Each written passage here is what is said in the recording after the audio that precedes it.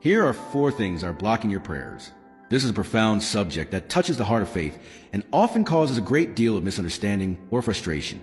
From a theological perspective based on biblical texts, the absence of answered prayers is not necessarily a sign of God's silence, but can be linked to several specific factors. Here is an analysis of the 4 main reasons often cited that block your prayers. This is a profound subject that touches the heart of faith and often leads to much misunderstanding or frustration. From a theological perspective based on biblical texts, the absence of answered prayers is not necessarily a sign of God's silence, but can be linked to several specific factors.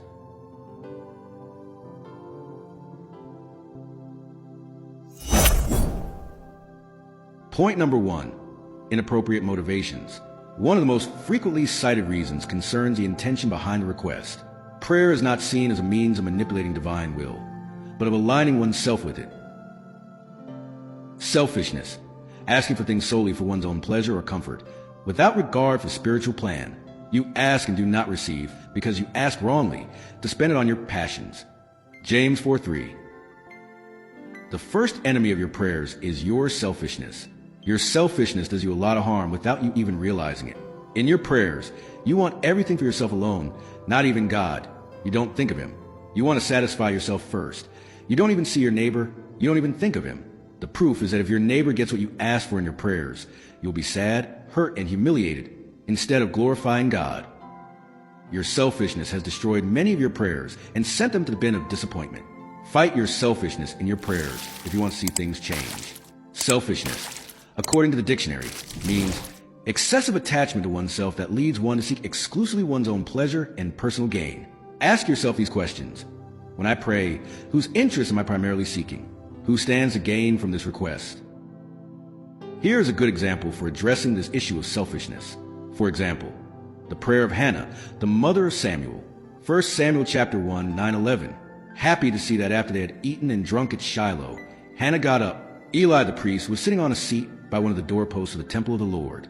In her deep sorrow, Hannah prayed to the Lord and wept bitterly. She made a vow, saying, Lord Almighty, if you will only look on your servant's misery and remember me and not forget your servant, but give her a son, then I will give him to the Lord all the days of his life, and no razor will ever touch his head. First, she made a vow to the Lord, that is, to give to God first. She set aside selfishness, like you, who ask for everything for yourself. Where is God's place in your prayers? What have you given to God in your prayers since you began to pray? But Hannah said to God, when you give me this child, I will offer you the same child. And it was not long in coming. 1 Samuel chapter 1, 20. In the course of the year, Hannah conceived and gave birth to a son, whom she named Samuel, saying, because I asked the Lord for him. Her husband Elkanah went up with all his household to offer the annual sacrifice to the Lord and fulfill his vow. But Hannah did not go up. She said to her husband, when the child is weaned, I will bring him, so that he may be presented before the Lord and remain there forever. Elkanah, her husband, said to her, do what seems best to you. Wait until you have weaned him. May the Lord fulfill his word. So the woman stayed and nursed her son until she weaned him. When she had weaned him, she brought him up with her, along with 3 bulls, an ephah of flour, and a skin of wine. She brought him to the house of the Lord at Shiloh, while the child was still very young. They slaughtered the bulls and brought the child to Eli. Hannah said, my Lord, forgive me. As surely as you live, my Lord, I am the woman who stood here beside you praying to the Lord. I prayed for this child, and the Lord has granted my prayer. Therefore I will give him to the Lord. He will be given to the Lord all his days. And they worshiped there before the Lord. Have you noticed the difference between her prayer and your prayer? She had prayed a lot, just like you, without receiving anything. But the day she said to God, I will give you what you give me, her heaven opened and the child came. She took the child and went to give him to God, just as she had promised. You remember what God did in your lives. Yet you didn't glorify him. Woman, man, and child didn't give God back what he expected of them. Selfish and greedy. And now you want God to answer your prayers again? First, go and restore the glory of God that you have dishonored if you want him to answer your prayers again. Here is what God does for those who return the favor. 1 Samuel 2, 20-21. Eli blessed Elkanah and his wife, saying, may the Lord grant you children by this woman in place of the one she has given to the Lord. Then they returned home. When the Lord visited Hannah, she conceived and gave birth to 3 sons and 2 daughters. And the boy Samuel grew up in the presence of the Lord. Have you noticed that by giving God his first blessing as a first fruits, God subsequently gave him 5 children, 3 boys and 2 girls? Do you know why God gave you only 1 child after your prayers? Only 1 job after your prayers? Only 1 miracle? Only 1 blessing that stopped? It is because of your selfishness. It is because God had not received the glory that was due to him. Your selfishness has blocked the flow of grace that has stopped everything.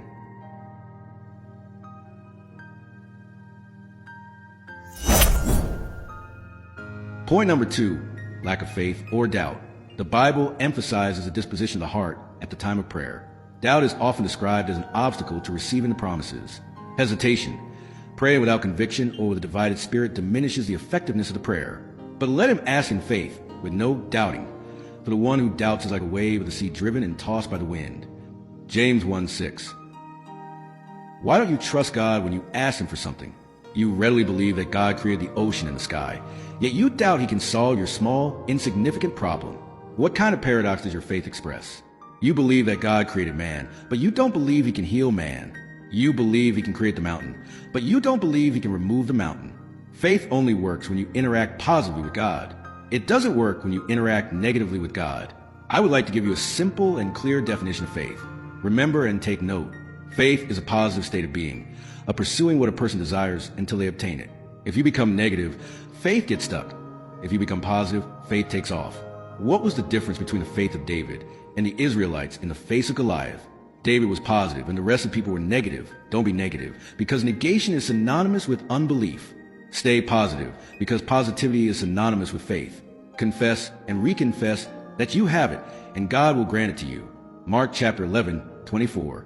Therefore I tell you, whatever you ask for in prayer, believe that you have received it, and it will be yours. Point number 3 is relational and moral obstacles. Christianity teaches that our relationship with God is closely linked to our relationships with others. Lack of forgiveness. Holding on to bitterness or resentment towards someone can block answered prayers. Unconfessed sin. A deliberate break with the moral principles of faith.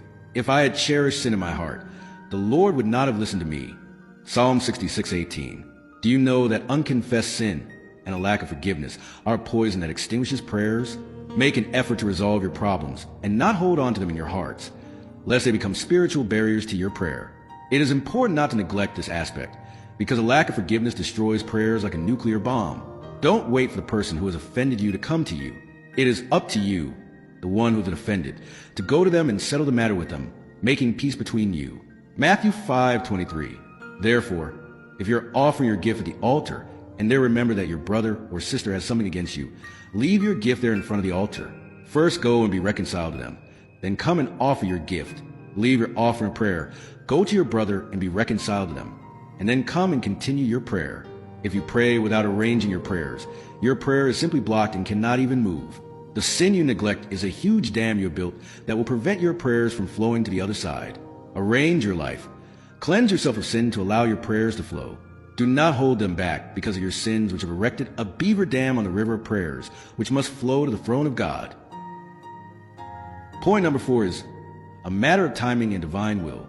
Sometimes the answer is no, but not now, or I have something better for you. Limited perspective. Human beings see the present, while the Christian faith assumes that God sees a whole life. Sovereignty. A request may be refused because it will be harmful to the person in the long run, even if it seems good in the moment. Do you feel like your prayer is God's remote control in your hands? Think again. Your prayer isn't the remote control that will force God to do what you ask for. And if it doesn't happen, you'll start blaming him so he can quickly grant your request. No one holds a remote control. Only God possesses it. And he presses the button when he wants, how he wants. Sometimes he may simply ignore your request until he remembers it again. Genesis 30:22. God remembered Rachel, and he granted her request, and he made her fruitful. Have you been listening carefully? He remembers and he answers, to teach us to respect him and depend on him by demonstrating his greatness towards us. God sometimes refuses to answer our prayers to teach us respect, patience, and determination. He is sovereign and owes nothing to anyone. It is in these moments when God delays answering you that you will learn to trust him greatly. He will remember you and will do everything in his power to satisfy you. Here's a brief summary of common causes. Cause: simple explanation, wrong motives, praying out of pride or greed, disobedience, living in contradiction to one's beliefs. Unbelief, not believing that answered prayer is possible. God's timing. The answer is delayed to build patience. A little bonus secret. The big secret to all of this boils down to making your prayers moments of communion with the Holy Spirit. If you'd like us to expand on this to help you in our prayer school, subscribe, share the video, and leave a comment asking us to develop more content on the secrets of answered prayers. God bless you.